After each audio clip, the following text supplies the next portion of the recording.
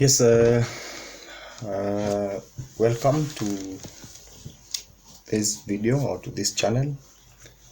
My name is Charles Waroy, and I'm here to tackle some few questions on some topics here. But before then, I want us to listen to some videos here. So let me play the video. Join me as we play the video. Here in Nembu, and as we do in every part of Kenya, we have our own citizens, millions of young people who do not have a job. Just there, millions of young people who do not have jobs. Let's continue. We have 5 million Kenyans across Kenya, young people out of school, out of college. 5 million young Kenyans out of school, out of college, out of universities who do not have a job. It is our collective responsibility to think about the 5 million young people in Kenya who today walk our streets, walk our villages, in our townships, in our markets, and yet they do not have an opportunity to deploy their energy, their knowledge, their education in making a difference in their lives and making a difference in our nation. And I want to encourage all of us as the people of Kenya, as we look into these. Now they walk into towns not able to do something. I'm an honest man. I don't want to sit here and lie to you that we have jobs for you. So that's all. I'm having a lot of concern on the issues of unemployed youth, and especially those who come from those who graduate from colleges. And I have thought about these things for quite some time, and it has been a challenge to me, and especially because I interact with those youth on a daily basis, because I've worked in an institution, a teaching institution now for 6 years. So I deal with young people every day, and not just young people, but I deal with them in the perspective of education. And sometimes it pains me when I teach students and then they get out and they're having issues with jobs. So I remember sometimes when I graduated, when I did my undergraduate degree, that was back then in I think 2017 or so. And then we graduated with a lot of expectation that we are going to get some jobs. And then we looked for jobs, and they were nowhere to be found. But there are some few companies that kept encouraging me, and I'm not here to talk on their behalf because I'm not the employee. But there are some companies, example KPMG, we have Deloitte, we have Safaricom. These companies, what they do, they normally have the graduate programs. For example, I did one for KPMG, and the first thing they did was the assessment. Then I did the aptitude test. Then from the aptitude test, I was called for the group discussion in the KPMG headquarters. Not headquarters, but at Nairobi. But after that, I did not qualify. But I was happy. I was okay. The process was good and with no favoritism. So my point here is, I have been thinking of what if these companies embrace a program for the graduates, or what if these companies, they have a memorandum of understanding with our institutions, because especially in the medical fields we're having best training in the medical fields, because we have the hospital institution having a memorandum of understanding with the institutions that are training medical courses. But we find a company have no memorandum of understanding, and they are asking for a graduate with experience of over 5 years. I ask, what if you have gone to school for 4 years and then you stay for 6 years without job? how effective will you be when you get that job after 7 years? So those issues sometimes they are so painful when a parent have invested all her resources and everything. So I normally have a feeling that this Kenya is able to employ the young people who graduate, because we have, for example, in Nairobi, I was doing my research, we have over 100,000 companies that are registered. If you go to all other in all other counties, they are having quite a big number of companies that are registered. So what if each of these companies take these students for internship? For example, if a company is able to take 5,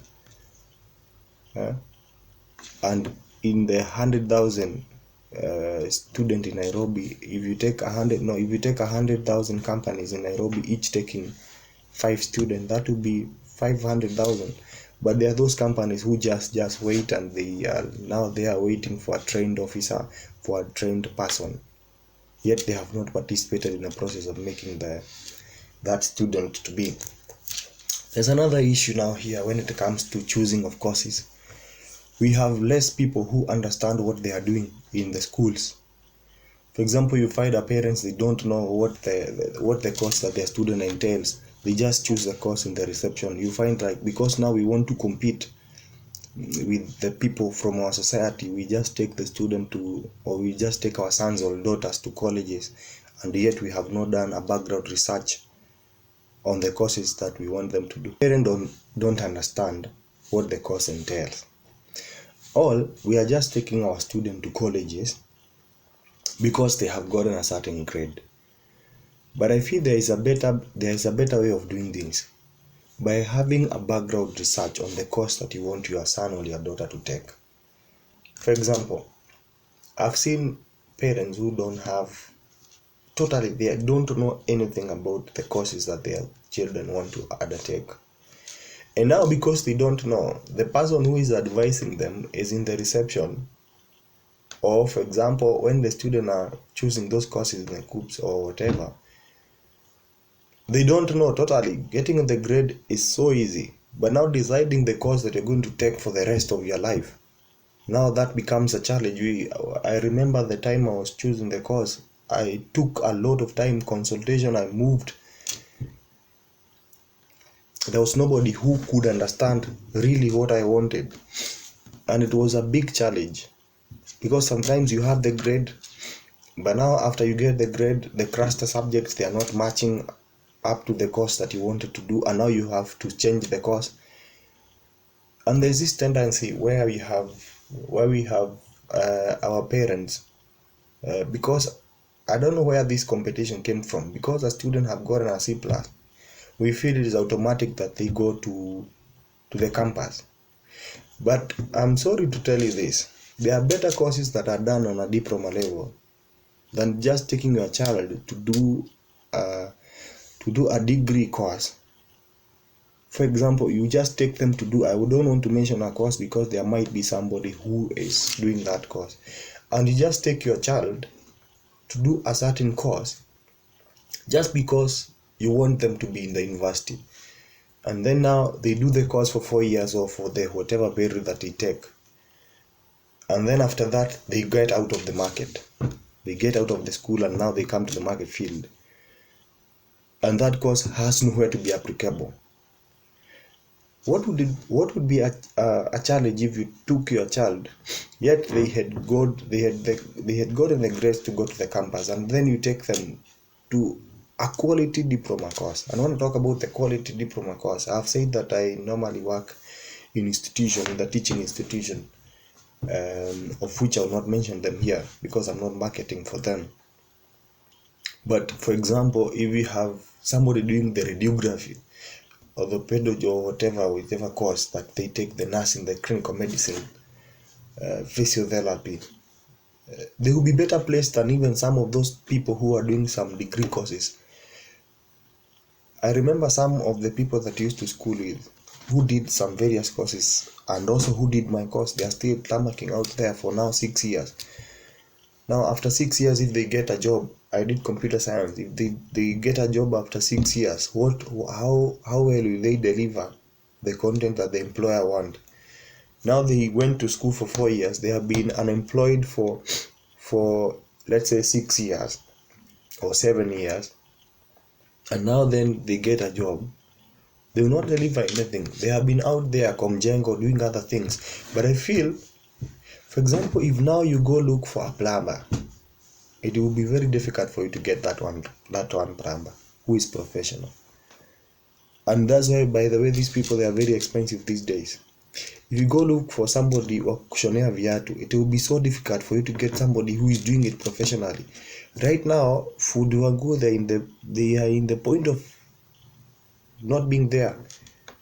But now, because your son or your daughter have gotten a certain grade, for example, and the class subject they are not matching to any good and quality course, we just take this student to do whichever course. Actually, it's not a master to do the diploma level. You can take that person to artisan and do the course. So my point here, in as far as we're talking about the unemployment have the shareholders here, the parents, the institutions, those are the colleges.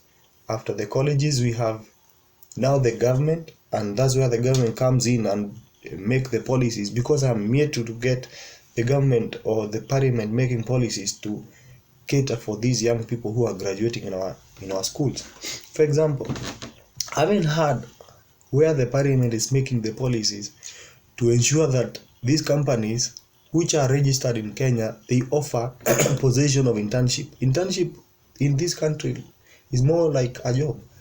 I remember one time country, we have to correct from the course that our young people are taking in schools. Find an expert. Find somebody who have gone through. Sometimes I remember when we were on campus and we look at, or even after campus, I look at the parents and like, they're telling me that the child want to do this course. I'm like, now, okay, they will do the course. But now I'm talking to myself, I cannot tell them like that. And then after doing the course, what will they do after that? You see, right now, if you go and subject these young people who are in our campuses and colleges into whatever they will do after the school, they will not be able to tell you. Subject them where they will work, they even don't know. Now, another place here that we have a shareholder, which is a very great shareholder, is in our secondary schools. How much are we exposing our young people who are in secondary schools? Let me tell you one difference. One big difference with exposure and those students who are not exposed. For example, those of us who schooled in the rural schools, we only knew that there is a course called doctor, another one teaching, some few courses that were mentioned then, lawyers. But there are people who have been exposed that they know that there is a course called interior design. They know that there is another course that maybe relate with whatever course. An exposure makes that child or that son or your daughter become better in making the decisions, and they're able to know that this course is better because you can do this and this and this. So our high schools have a great role in exposing our children. For example, you find a high school have a capacity of 2,000. They are supposed to maybe go get into a certain university. They get people from different faculties. They bring them to the institutions and they do mentorship in terms of courses. Or they take their children or this student to where we are having the career talks, and these people can be talked to and be advised on the courses that they are going to choose. Because now we are having a very great danger in our current economy right now. We have so much embarked into degrees, we have so much embarked into doing other courses because we want to compete in the society. We want people to realize and to know that we are doing this course. My son is doing this course. Then after that, where will they work? And that's why there is a lot of corruptions in this country. There's a lot of who do you know? And this question, by the way, pains me when you get into an interview and you ask who referred you here. Was I supposed to be referred so that I can get the job? So before I become emotional, I'm having this challenge. I'm challenging the parents, you the parent, the institutions, that is the secondary schools, the companies, and the government. I feel there is a better way that you can do to cater for these people. Do you know how, right now as we talk, there is somebody who did a degree and they're sleeping out there in the street because they have nobody to understand them. These people cannot go home because their society knows that these people, they did the degree. So they are hiding in the towns, jobless, sleeping in the streets like the street people. They are not street people. There was a time I remember I watched a video of a guy, I think, who used to stay at Kibra. And this person was having or had a first class honors, I think in a certain engineering course. You know how many young people they're out here with a lot of mental health issues because they got the education, they did not get the job, they even asking for just a volunteer and they cannot get the one. So I think young people, there's a better way of thinking about them. I'm telling you, come to Nairobi, come to these towns, Thika, Nyeri, Nakuru. These people you see who looks like hooligans, make a mistake of asking them the papers, you will be surprised. They have done quality courses, and not only quality courses, they have passed with good grades. But I know some of you will tell me that let them go and start some jobs. Let me ask you, for example, a student have been educated by the CDF, they have been educated by the well-wishers. They did not have the money then to even pay the school fee. But now you want this person to start the company. You want this person to start something. They even don't have the money to pay the house. They don't have the money to eat. Will they first eat or they start the jobs? When there are companies out there whose their work or who don't even offer the position of attachment, but they want somebody with experience of 15 years. How will they get that person if they have not participated in making that person be? So parents back home or at Nairobi to reason right now. There's a young man there who doesn't have a job and cannot go back home because they want to remain hopeful that the application that they send will be looked at or will be looked into.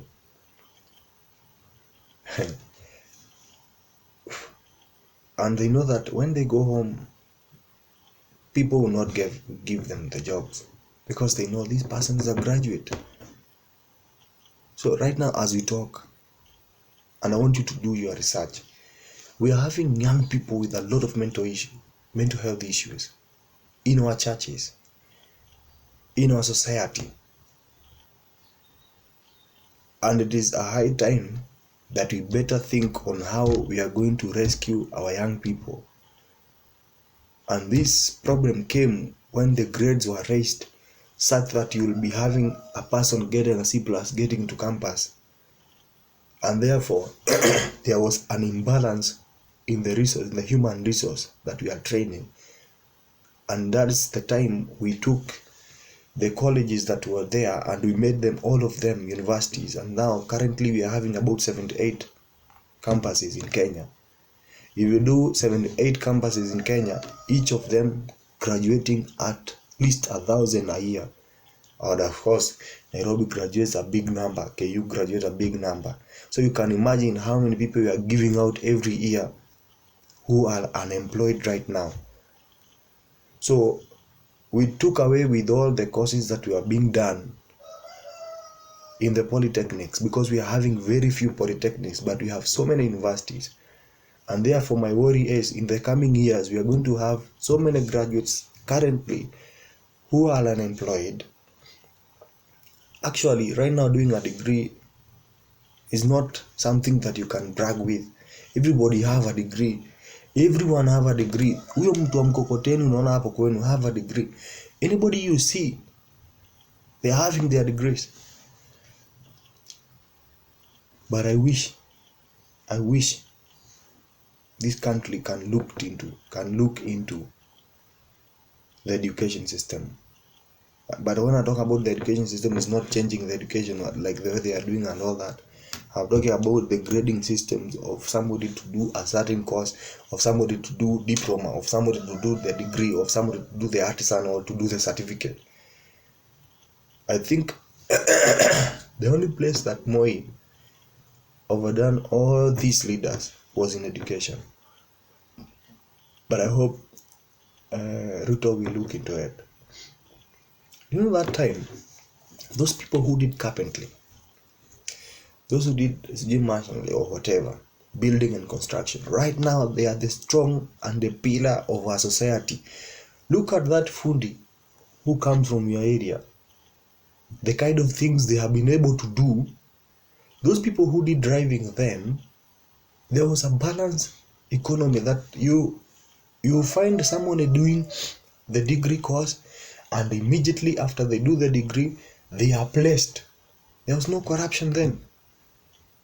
Right now, if each year we are giving 78, at least 78,000 graduate, and there are some campuses who graduate twice in a year. So you can now imagine the kind of unemployed young people we are having. We are having a lot of young people who are unemployed, and there is nobody, or there is no one who is thinking about these young people. We are just mentioning that, oh, we have this number of unemployed people, but the key stakeholders in this employment process, they are doing nothing. For example, the schools, the parents, the churches, the society at large. So parents, before you subject your child to do a certain degree course because your nephew or their cousins did the course, kindly do a background research on what that course entails, on where they will work. It is not every time that a person gets to do a diploma, a degree, or artisan or certificate, gets a job. So stop stigmatizing these young people who are jobless. Stop talking all over. They did the degree, they did not get a job. They were not in school, they did not complete the school. Some of these young people, they need our support. So that's all for today. If you have not subscribed, kindly subscribe to my channel. I'm promising to be bringing good things as we move on. I'm also thinking of how to bring college students and we see what they do. I'm looking to have young people from our campuses, from our colleges, do their projects, and I bring them to you.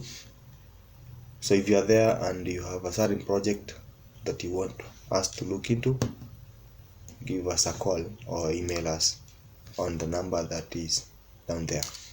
So thank you. Have a wonderful day.